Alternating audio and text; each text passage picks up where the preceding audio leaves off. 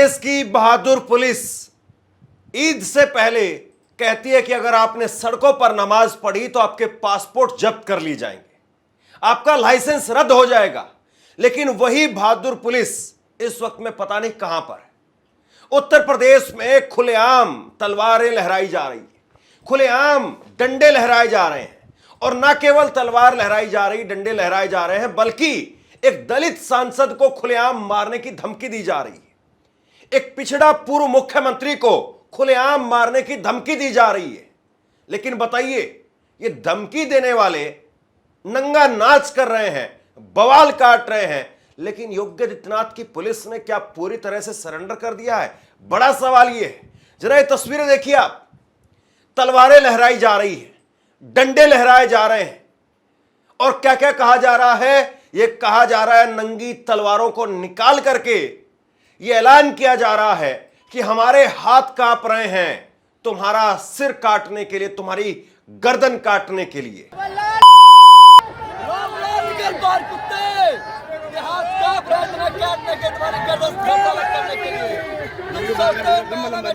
अब सुनिए जरा, एक और लड़का बिल्कुल साफ साफ दिखाई दे रहा है। अगर कोई मुस्लिम टोपी वाला होता तो ना जाने उसको कौन सा जिहाद बताया जाता। एक लड़का खुलेआम एक टीवी चैनल पर कहता है कि मुझे अखिलेश यादव को गोली मारनी है। एक पूर्व मुख्यमंत्री को आप गोली मारने की बात कह रहे हैं, और ये लड़का अभी तक गिरफ्तार नहीं हुआ है। इस लड़के को अभी तक गिरफ्तार नहीं किया गया है। अगर कोई मुस्लिम होता, मुस्लिम टोपी लगा करके अगर किसी शख्स ने ऐसी बात कही होती, योगी आदित्यनाथ का नाम लिया होता, तो सोचिए अभी तक पुलिस उसका क्या हाल बना चुकी होती। कोई पिता को गाली देगा क्या? मैं देखता रहूंगा? मैं गोली मार दूंगा जाके अखिलेश यादव को। बोले आके किसने क्या कहा, किसने क्या नहीं कहा, किसके बयान से किसको ठेस लगी, ये सारी बातें आप किनारे रख दीजिए। क्योंकि किसी के बयान को लेकर के आप तलवारें निकाल लाएं, आप धड़ काटने लगे, आप खुलेआम कैमरे पर किसी को, पूर्व मुख्यमंत्री को गोली मारने की धमकी देने लगे, ये बिल्कुल भी बर्दाश्त नहीं हो सकता है। इसका मतलब यह है कि उत्तर प्रदेश में खुलेआम गुंडाराज चल रहा है, रामराज नहीं, गुंडाराज। और ये कत्लेआम की बातें हो रही है। बताइए आप, कैसे इतनी बड़ी संख्या में लोग आ गए? ये बहादुर पुलिस कहती है नमाज पढ़ोगे तो तुम्हारा लाइसेंस जब्त कर लेंगे, तुम्हारा पासपोर्ट जब्त कर लेंगे। और यही बहादुर पुलिस आप देखिए इतने लोगों को रोक क्यों नहीं पाई?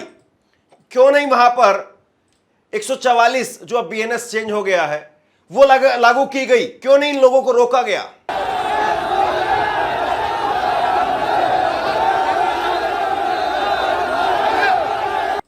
और नौबत यहां तक आ गई, जो पुलिस थोड़ी बहुत वहां पर थी भी, उस पुलिस को ही घेरने लगे। भारत समाचार ने लिखा है कि पुलिस को ही घेर लिया गया।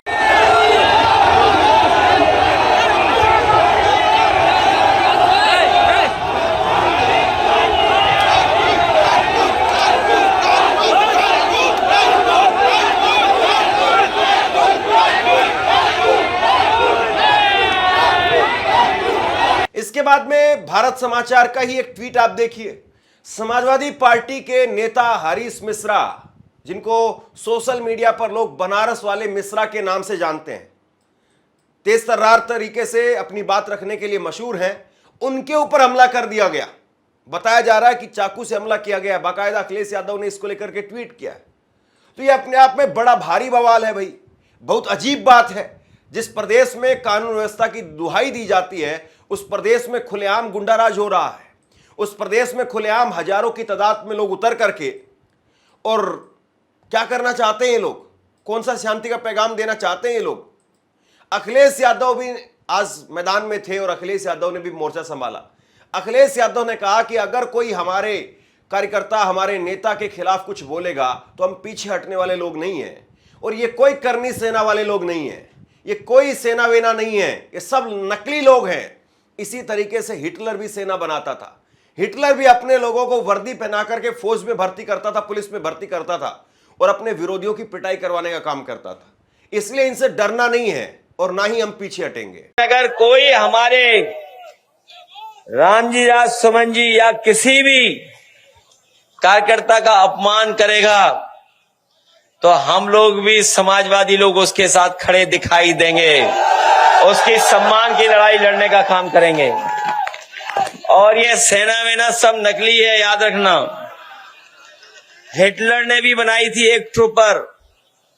हिटलर अपने समय पर एक फौज रखता था, अपने कार्यकर्ताओं को पुलिस की वर्दी पहना देता था, फौज की वर्दी पहनाता था, फिर अपने विरोधी लोगों को पिटवाता था। उसका नाम था ट्रूपर्स, कहा करते थे उसे। ये बीजेपी वालों की ये ट्रूपर है, ये जो सेना दिखाई दे रही है, ये कोई सेना वेना नहीं है, सब बीजेपी वाले लोग हैं।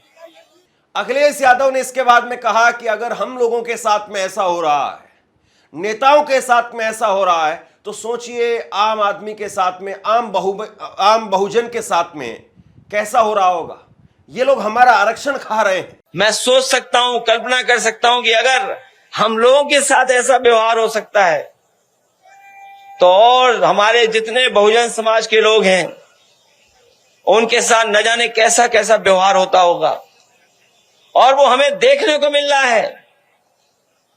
हमारा आरक्षण छीना जा रहा है, हम लोगों को कहीं आगे बढ़ने का मौका नहीं दिया जा रहा है। सरकारी स्कूल बंद किए जा रहे हैं, संस्थाओं में अपने लोग बैठा करके अपने लोगों का अपॉइंटमेंट किया जा रहा है। इसके बाद में अखिलेश यादव ने पत्रकारों से बातचीत के दौरान कहा कि हमें पूरा यकीन है कि पुलिस प्रोटेक्शन देगी, और अगर पुलिस ये प्रोटेक्शन नहीं दे रही है तो इसका मतलब ये है कि सरकार ही इस हिंसा के लिए जिम्मेदार है। ये मुझे पूरा भरोसा है कि प्रशासन रामविलास सुमन जी के सम्मान और रामविलास सुमन जी के ऊपर किसी तरह का अपमान का व्यवहार नहीं कर पाएंगे। और अगर अभी भी सरकार ने खुली छूट दे रखी है तो सरकार इसके लिए जिम्मेदार है, सरकार ही इसके लिए जिम्मेदार है। जिस तरीके से करनी सेना बेलगाम होती जा रही है, इससे साफ तौर पर दिखाई दे रहा है कि सरकार अगर चाहती तो बहुत कुछ कर सकती थी। आप बताइए कि अगर कोई मुस्लिम नेता यह भी कह दे कि हम प्रोटेस्ट के लिए निकलेंगे, तो क्या वाकई उसको प्रोटेस्ट करने के लिए प्रोटेक्शन दिया जाता है, उसको घर के अंदर नजरबंद कर दिया जाता है? आप बताइए।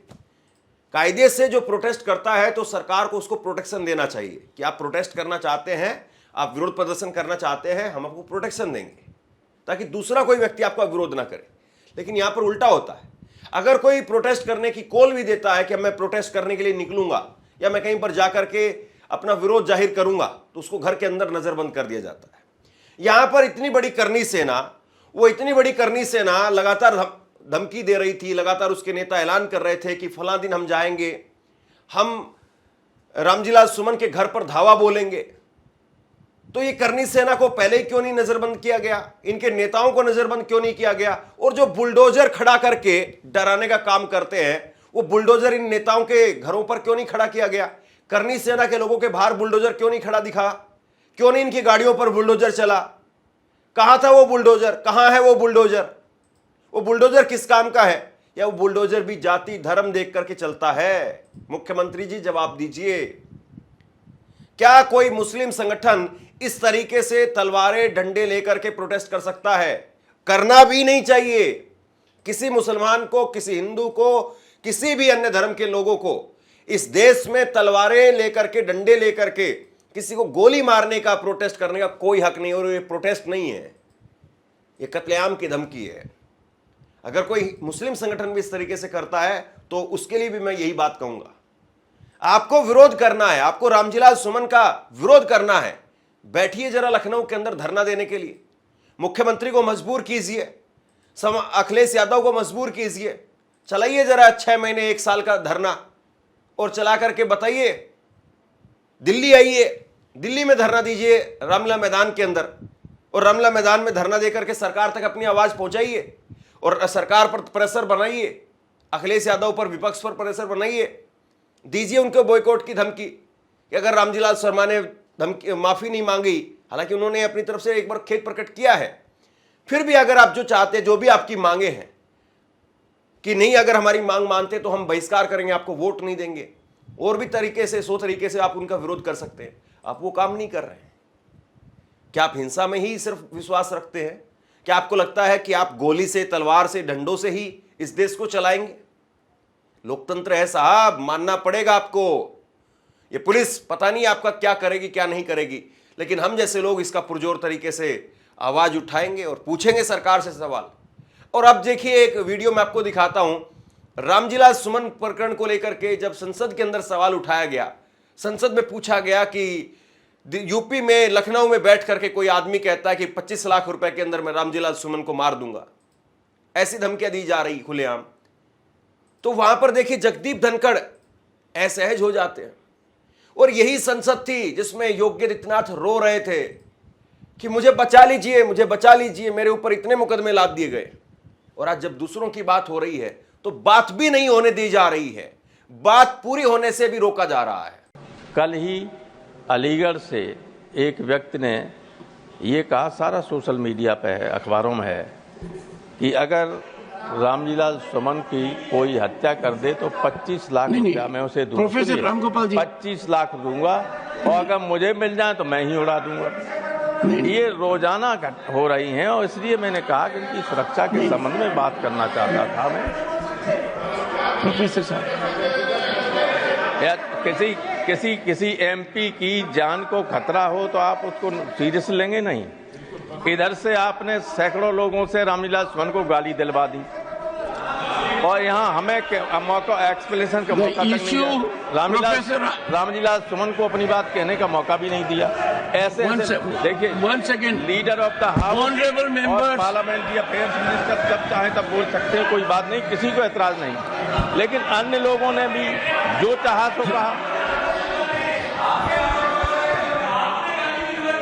देखिए, ऐसा नहीं है कि जो देखिए जो धमकी देते हैं। No, nothing going on record. Neither side, nothing going on record. ये जो धमकी देने वाले हैं उन्हें हम भी नहीं जानते। थैंक यू प्रोफेसर साहब। हम ये आपसे ये कहना चाहते हैं सदन का आपके थैंक यू माध्यम। प्रोफेसर। मेरी एक सेकंड सुन लीजिए। Leader of the opposition, please yield for the leader of the opposition. Yes sir. Sir, जब सदस्य नोटिस दिए और आपने परमिशन दिया, परमिशन और मोस्ट सीनियर वो कभी भी ऐसा बीच में उठ के रूल्स के यानी रूल्स के विरुद्ध कभी बोलते नहीं। ऐसे व्यक्ति जब एक सदस्य के सिक्योरिटी के बारे में बात करना चाहते हैं और उसके वो जो उसके इतना उसकी जिंदगी तबाह की है उसके बारे में आपके नोटिस और सदन के नोटिस को लाना चाहते हैं, इनको क्यों दुख हो रहा है? उनको बोलने दो, उनसे पूछ लेंगे। रामजीलाल सुमन आज अपने घर पर ही थे। उन्होंने खुद से प्राइवेट बाउंसर भी अपने रखवाए। उनके पूरे घर को किले की तरीके से एकदम तब्दील कर दिया गया। मेटल डिटेक्टर लगाए गए, फोर्स लगाई गई। बताया गया कि 10,000 के करीब पुलिस वाले आगरा और उसके आसपास में है। लेकिन बताया यह भी जा रहा है कि 80,000 लोग करनी सेना के वो पहुंच गए। तो यहां तो पुलिस की संख्या कम हुई। क्यों कम थी? क्या पुलिस का इंटेलिजेंस फेल था? बहुत सारे सवाल हैं। और योगी आदित्यनाथ की खामोशी क्यों है? और पुलिस का वो बर्ताव क्यों नहीं दिखाई दे रहा है जो नमाज को लेकर के, ईद को लेकर के, अलविदा जुम्मे को लेकर के दिखाई देता है? वो एक्शन यहां पर कहां है? बहुत बड़ा सवाल है। और सीओ संभल के सीओ अनुज चौधरी, उनको आगे क्यों नहीं किया गया? उनको कर देते कम से कम। भाई स्पेशल चार्ज देकर के भेज देते उनको कि आपके अंदर बड़ी काबिलियत है, आप करनी सेना के लोगों को रोक करके दिखाइए। उनको स्पेशल चार्ज देकर के भेजते यहां का।